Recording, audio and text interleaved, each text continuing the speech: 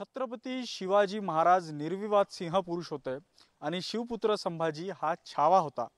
सलग 9 वर्ष मैदान गाजवल्यानंतरही या राजाच्या मनात कुठे ना कुठे कविमन होतं आणि हे कविमन कसं आलं, या कविमनातून कसे काय ग्रंथ निर्माण झाले, हे या छत्रपती संभाजी महाराजांच्या जयंतीच्या दिवशी जाणून घेणं गरजेचं ठरेल। आणि हे जाणून घेण्यासाठी आपल्यासोबत आहेत शरद गोरे, ज्यांनी बुधभूषण हा छत्रपती संभाजी महाराजांचा ग्रंथ मराठीत आणलेला आहे। नेमकं काय होतं महाराजांचं आयुष्य हे जरा मला थोडक्यात सांगाल? छत्रपती संभाजी महाराज हे पराक्रमी होते। छत्रपती संभाजी महाराज जगामधले अद्वितीय असे एकमेव राजे होते की ज्यांनी लढाईमध्ये कधी त्यांना हार पाहावी लागली नाही। जवळपास 120हून अधिक लढाया लढणारा आणि जिंकणारा हा महापराक्रमी राजा की ज्याला एका वेळेस तह करायची वेळ आली नाही, हा इतका पराक्रमी आणि बुद्धिमान। त्याचबरोबर छत्रपती संभाजी महाराजांची आपण बुद्धिमत्ता जर पाहिली तर छत्रपती संभाजी महाराज हे 18 भाषेंमध्ये पारंगत होते। मराठी, हिंदी, इंग्रजी, फ्रेंच, डच, पोर्तुगीज, कन्नड, तमिळ, तेलुगू यासारख्या जवळपास 18हून अधिक भाषेमध्ये पारंगत असलेला हा विद्वान असा व्यक्ती होता की ज्या संभाजी महाराजांचं भाषेचं प्रभुत्व जे तत्कालीन जे सगळे भाषा पंडित होते त्यांनी मान्य केलेलं आहे। म्हणजे गागा भट्ट जे भाषेचे पंडित मानले जायचे, त्या गागा भट्टांनी छत्रपती संभाजी महाराजांचं भाषेमधलं प्रभुत्व मान्य केलेलं आहे। कारण का त्यांनी समन्वय नावाचा एक ग्रंथ लिहिला आणि या ग्रंथाची अर्पण पत्रिका छत्रपती संभाजी महाराजांना अर्पण केलेली आहे। यावरनं अधोरेखित होतं की भाषेचे विद्वान पंडित यांनी सुद्धा छत्रपती संभाजी महाराजांचं भाषेचं प्रभुत्व मान्य केलेलं आहे। आता संभाजी महाराजांचा आणि या सगळ्या इतर भाषा हे संवाद साधण्याचं माध्यम आहे आणि संवाद साधण्याचं माध्यम जे तेवढं प्रभावी असलं पाहिजे। राष्ट्रमाता राजमाता जिजाऊ यांना 6 भाषा येत होत्या, शहाजीराजे भोसलेंना 6हून अधिक भाषा येत होत्या, शिवाजी राजेंना 6हून अधिक भाषा येत होत्या। तर आपला मुलकी कारभार जो आहे तो जगभर जर पोचवायचा असेल तर आपण वैश्विक झालं पाहिजे, एवढी व्यापक भूमिका छत्रपती संभाजी महाराजांकडे होती। आणि ही यावरनं अधोरेखित होतं। शिवाजी महाराजांनी भाषेमधला म्हणजे मराठी भाषेमधला पहिला शब्दकोश छत्रपती शिवाजी महाराजांनी निर्माण केला। भाषेबद्दलचं प्रेम हे शिवाजी महाराजांना होतंच, परत या सगळ्या भाषेबद्दलचं प्रेम शिवाजी महाराजांकडनं संभाजी महाराजांना आपसूकपणे आलेलं आहे। आता त्याच संभाजी महाराजांनी आपली भाषिक जी वैविध्यता आहे तर ती शब्दांमध्ये शब्दबद्ध करून संभाजी महाराजांनी 4 ग्रंथ लिहिले। आता हे 4 ग्रंथ जे आहेत वयाच्या 14व्या वर्षी पहिला तो ग्रंथ संभाजी महाराजांनी लिहिला 26 जानेवारी 1672 साली। वयाच्या 14व्या वर्षी छत्रपती संभाजी महाराजांनी बुधभूषण हा ग्रंथ लिहिला। हा संस्कृतमधला ग्रंथ आहे। बुध म्हणजे शहाणा आणि भूषण म्हणजे दागिना, शहाणपणाचा दागिना जो आहे या असा त्याचा अर्थ होतो। तर या ग्रंथामध्ये खास करून छत्रपती संभाजी महाराजांनी जे अधोरेखित केलेलं आहे, मानवी मूल्य जे आहेत नीतिशास्त्रापासनं नैतिक शास्त्रापर्यंत आणि सामाजिक शास्त्रापासनं राज्यशास्त्रांपर्यंत विविध अंगी आपल्या सगळ्या देशाचं जे समाजाचं प्रारूप आहे, वैश्विक प्रारूप जे आहे त्यामध्ये त्यांनी अधोरेखित केलेलं आहे। आता या व्यापक भूमिका आहे। खरं तर आपण जर बघितलं की आपण घटना म्हणूयात की त्यावेळेस त्यांनी लिहिलेली सगळी घटना जी आहे, घटनेचं प्रारूप तत्कालीन जे आहे संभाजी महाराजांनी बुधभूषणमध्ये अधोरेखित केलेला आहे। आता या बुधभूषण या ग्रंथामध्ये मौलिक का आहे तो याकरिता मौलिक आहे की छत्रपती संभाजी महाराजांबद्दल बऱ्याच कथाकथित इतिहासकारांनी कुठलेही पुरावे संदर्भ न देता अशा प्रकारची नाटकं किंवा कादंबरी या सगळ्या लिहिल्या आणि विकृत इतिहासामधनं छत्रपती संभाजी महाराजांची त्यांनी अवहेलना केली।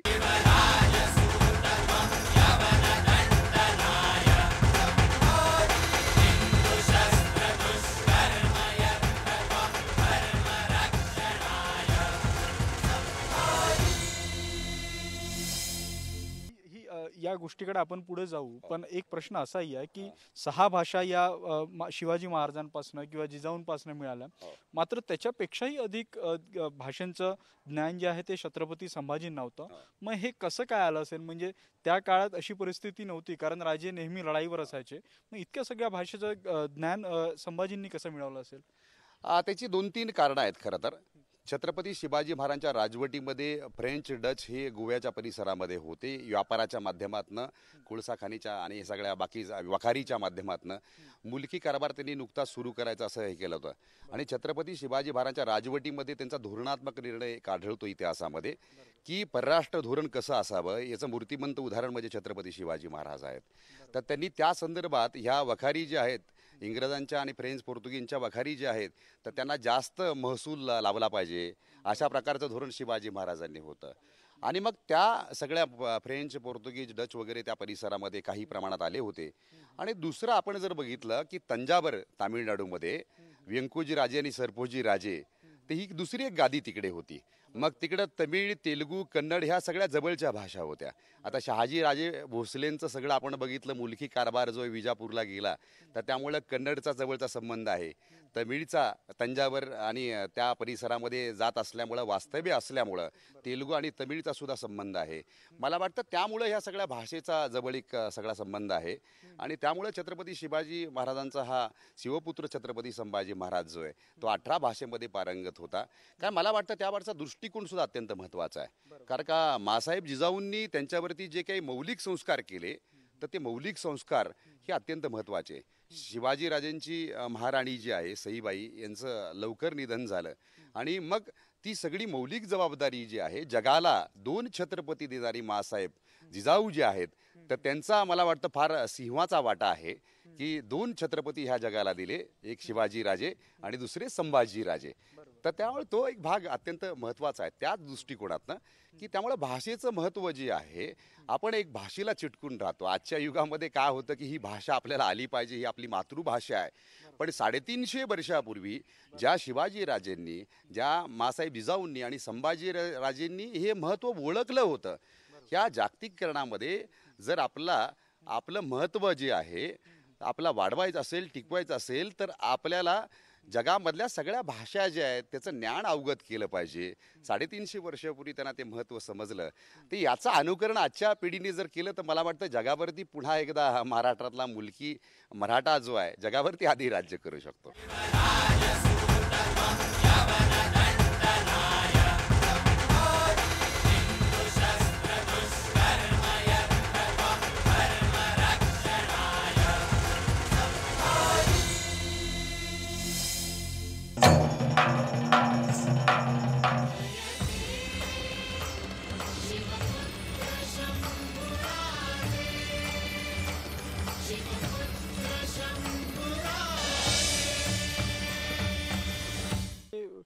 कवित्व किंवा हे जे पुस्तक लिहिण्याची प्रेरणा कुठून मिळाली असेल? म्हणजे भाषेचं तर कळलं, पण ही प्रेरणा कुठून मिळाली असेल मग राजांना? खरं तर छत्रपती शिवाजी महाराजांचा शिवपुत्र संभाजी राजे हा जो मुलगा आहे हा ज्ञानी आहे. आता एक गोष्ट लक्षात ठेवली पाहिजे की ज्या शिवाजी महाराजांवरती संत तुकाराम महाराज यांच्या विचारांचा प्रभाव होता, ज्ञानाचा आणि शिवाजी महाराजांचा फार जवळचा संबंध आहे. की ज्या शिवाजी राजांनी मराठीचा शब्दकोश म्हणजे भाषेचा आणि शब्दांचा जवळचा संबंध शिवाजी राजांचा आहे. आणि त्याच शिवाजी महाराजांवरती आणि संभाजी महाराजांवरती मौलिक संस्कार मासाहेब जिजाऊंनी जे केले त्यामुळं या सगळ्या गोष्टी ज्या आहेत या सगळ्या गोष्टी ज्ञानाशी निगडीत आहेत. कारण का भाषेमध्ये जे ज्ञान असतं आता ज्ञान आणि ज्ञानाची भाषा ही वेगळीच असते ना. म्हणजे फक्त संवाद साधण्याचं माध्यम आहे. एखादा माणूस ज्ञानी जर असेल तो तेलुगूमध्ये बोलतो की तमिळमध्ये बोलतो तर हे महत्त्वाचं नाही, त्याचं ज्ञान आणि त्यांनी सांगितलेले विचार हे महत्त्वाचे आहेत. आणि ते आपला वैविध्यपूर्ण जगामधले सगळे विचार जे आहेत ते समजून घेण्यासाठी मला वाटतं छत्रपती शिवाजी महाराजांनी खास काळजी घेतलेली आहे की संभाजी महाराज हे जगामधले कीर्तिमान राजे झाले पाहिजेत, माझ्याहून आणखी 100 पावलं पुढं गेले पाहिजेत. हे सगळं श्रेय शिवाजी राजेंना जातं, मासाहेब जिजाऊंना जातं. पण आपण ज्यावेळेस इतिहासाची पानं पलटून पाहतो त्यावेळेस लक्षात येतं की जेव्हा आग्र्याच्या लढाई म्हणजे आग्र्याला किंवा औरंगजेबाला भेटायला जेव्हा महाराज गेले होते तेव्हा संभाजी महाराज सोबत होते. आणि काही अशा पण इतिहासात दाखल्या आहेत की महाराजांना काही कारणास्तव तिकडे सोडावं लागलं होतं शिवाजी राजांना. मग अशा वेळेस महाराजांनी म्हणजे शिवाजी महाराजांनी संभाजींकडे या सगळ्या गोष्टींच्या बाबतीत कसं लक्ष दिलं? म्हणजे हा वेळ त्यांना मिळत होता की त्यांनी कोणाकडे याची विशेष जबाबदारी दिली होती? मला वाटतं की छत्रपती शिवाजी महाराज जे ते जगामधले एकमेव असे कीर्तिमान राजे आहेत की ज्या राजांची शिवनीती जी आहे गनिमी काबा जो आहे तो अत्यंत महत्त्वाचा आहे. म्हणजे आग्रा, मथुरा आणि काशी या परिसरामध्ये शिवाजीराजे आणि संभाजीराजे ज्यावेळेस लहान होते त्यावेळेस तिकडं सगळा जो काय परिसर आहे त्या परिसराचे प्रतिबिंब जे आहेत ती साहित्यामध्ये उमटलेत संभाजी महाराजांच्या. कारण संभाजी महाराजांचा बुधभूषण हा तो ग्रंथ आहेच आणि त्याबरोबर नायिका भेद नावाचा ग्रंथ आहे, नकशिक नावाचा ग्रंथ आहे, 7 शतक नावाचा ग्रंथ आहे. आता तुम्हाला भाषिक अलंकार आणि या सगळ्या काव्य प्रकाराबद्दल एक तुम्हाला महत्त्वाचा आपण जो भाग जो आहे तो काय आहे तर मराठीमध्ये आपण जर बघितलं की राधाकृष्णाला प्रतिकात्मक मानून काव्यामधला गवळण हा काव्य प्रकार जो आहे तो देशभर पोचवण्याचं काम संभाजीराजेंनी केलेलं आहे. त्याचे जनक संभाजी महाराज आहेत. काराकांद्याचा नकशिक आणि त्यानंतर नायिकाभेद हा जो ग्रंथ आहे तर त्या ग्रंथामध्ये असे काव्य आढळतात. मला वाटतं तो त्या परिसरामधली सगळी प्रतिबिंब जे आहेत त्याचे पडसाद जे आहेत तर त्यांच्या मनावरती आपसुकपणे झालेले आहेत.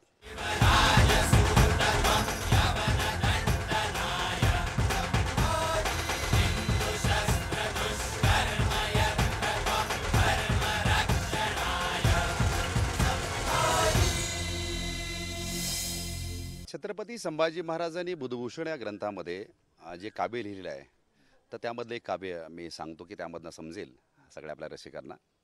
हे नागराजा तू जास्त चमकू नकोस, दुर्जनांची चमक तुझ्याहून अधिक आहे. हे नागराजा तू जास्त चमकू नकोस, दुर्जनांची चमक तुझ्याहून अधिक आहे. तुझ्या तर फक्त जिभेत त्यांच्या साऱ्या शरीरात विष आहे. तुझ्या तर फक्त जिभेत त्यांच्या साऱ्या शरीरात विष आहे.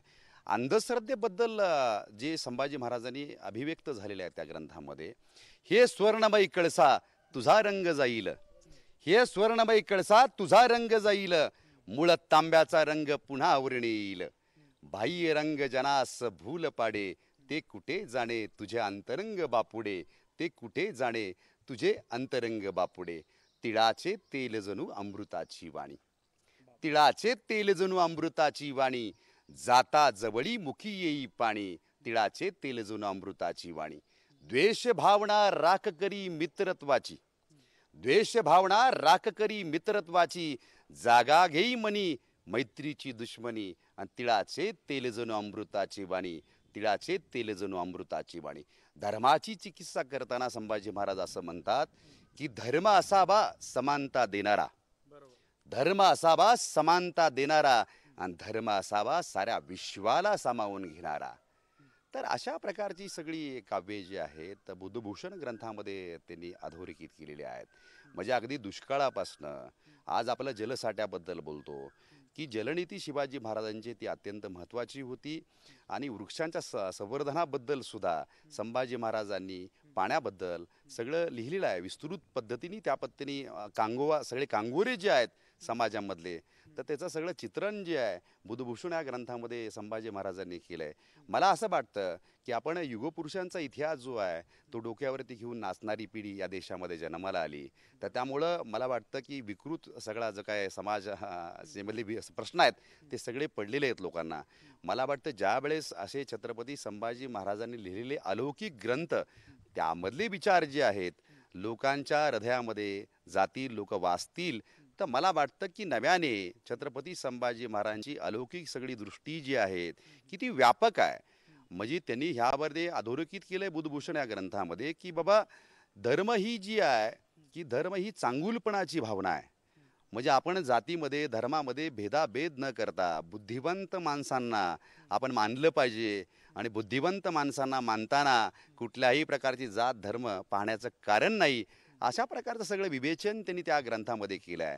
आणि त्यांनी जलसाठा आणि अर्थसाठ्याबद्दल सुद्धा बोललेलं आहे. म्हणजे पाणी तुम्ही साठवून ठेवलं पाहिजे, नाही तर दुष्काळ तुमच्या जवळ आभासून उभा आहे असं सुद्धा त्यांनी म्हटलेलं आहे.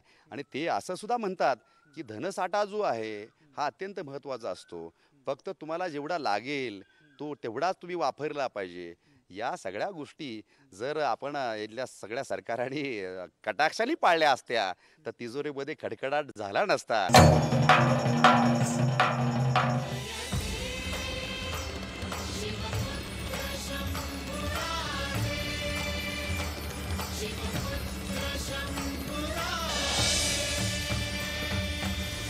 500 वर्षापूर्वी लिहिलेला ग्रंथ मात्र आजच्या घडीला पूर्ण जसाच्या तसा उतरतोय. तुम्ही युवकांच्या बाबतीतही बोलले आणि तुम्ही जे आम्हाला ऐकवलं ते निश्चितच कुठेतरी म्हणजे इतक्या कमी वयात, म्हणजे कोवळच वय म्हणावं लागेल, त्या वयामध्ये वास्तविकतेचं भान असलेला हा राजा होता. मग मला सांगा, आजचे राजकारण म्हणजे आज जे तुम्ही सगळं पाहताय आणि आजचे युवक या घडीला कुठे छत्रपती संभाजीराजांना आदर्श युवकांनी किंवा राजकारण्यांनी घेण्याची गरज आहे? मला वाटतं छत्रपती संभाजी महाराजांनी सांगितलेले सगळे मौलिक विचार जे आहेत तर ते विचार अंगीकारले पाहिजेत. बऱ्याच वेळा आता काय झालंय की आपल्या देशामध्ये, राज्यामध्ये युगपुरुष हे जातीमध्ये आणि धर्मामध्ये वाटण्याचं नवीन राजकारण सुरू झालेलं आहे. तर मला वाटतं राजकारणाला जात नसते, धर्म नसते, त्यांचे सगळे स्वत्व जे आहेत, त्यांचा चांगुलपणा जो आहे तो अंगीकारला पाहिजे. युगपुरुष स्वीकारताना जात धर्म याच्या भिंतीच्या पलीकडे गेलेली युगपुरुष असतात, ते वैश्विक असतात. पण आता नेमकं आपल्या राज्यामध्ये, देशामध्ये नेमकं असं होतंय की अशी भीती वाटते विचारवंतांना, लेखकांना, की युगपुरुष जे आहेत ते जातीमध्ये सीमित होत आहेत की काय, धर्मामध्ये सीमित होत आहेत की काय. जाती धर्माच्या पलीकडं आपल्याला जाऊन जो वैश्विक विचार संभाजी महाराजांनी आपल्या ग्रंथांमध्ये सांगितलेला आहे तो अंगीकारला पाहिजे तरुणांनी.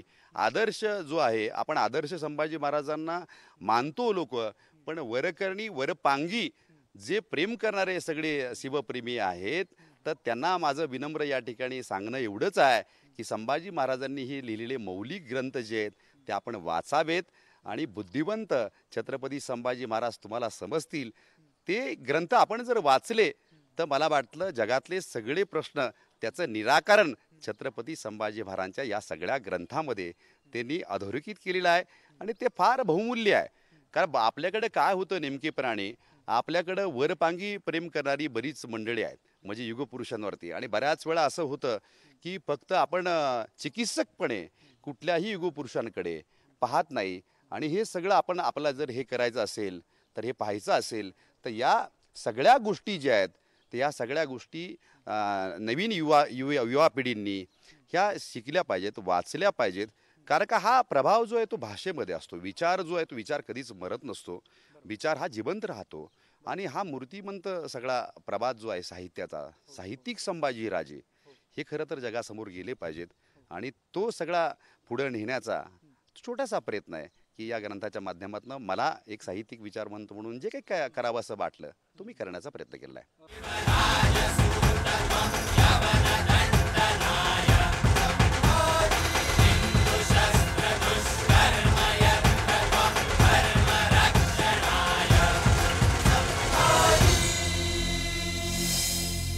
नक्कीच. पण मला जी ग्रंथसंपदा आहे, जी छत्रपती संभाजीराजांनी लिहिलेली आहे, ती जरा ग्रंथसंपदेची जरा सविस्तर माहिती द्याल तर बरं. छत्रपती संभाजी महाराजांनी एकूण 4 ग्रंथ लिहिले आहेत. बुधभूषण नावाचा ग्रंथ हा संस्कृतमध्ये लिहिलेला आहे. नायिका भेद नावाचा ग्रंथ आहे, नकशिक नावाचा ग्रंथ आहे आणि 7 शतक नावाचा ग्रंथ आहे. अशा 4 ग्रंथाची निर्मिती संभाजी महाराजांनी केलेली आहे.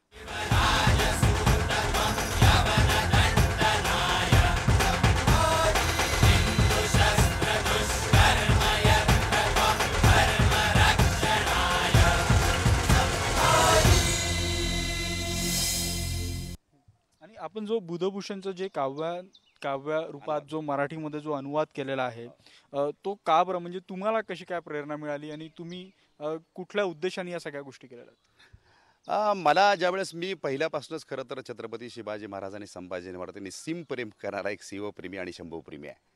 तर ज्यावेळेस मी संस्कृतमधला ग्रंथ संभाजी महाराजांचा वाचला बुधभूषण, तर हा ग्रंथ अत्यंत अलौकिक, त्यांची सगळी काव्य आणि साहित्यिक दृष्टी जी आहे ही पाहून मी थक्क झालो. कारण का साहित्यामध्ये, काव्यामध्ये प्रतीक, प्रतिभा याचं आपण जर बघितलं की वेगळं नवीन सगळं प्रारूप जे आहे ते मी पाहून थक्क झालो. की मी बरंच लिटरेचर वाचलेलं आहे, बरंच साहित्य वाचलेलं आहे, एवढी अलौकिक प्रतिभा माझ्या वाचनात आली नाही. आणि मी पाहिल्यानंतर म्हणलं एवढी अलौकिक प्रतिभा आहे ती कुठेतरी लोकांसमोर गेली पाहिजे. आणि मला असं वाटलं की हे सगळे मौलिक विचार जे आहेत ते विचार आपण सुलभ मराठीमध्ये काव्य स्वरूपात जर आणले तर अगदी लहान मुलांपासून वृद्धांपर्यंत हे सगळे मौलिक विचार जे ते पोहोचवण्याचं काम आपल्याला करता येईल.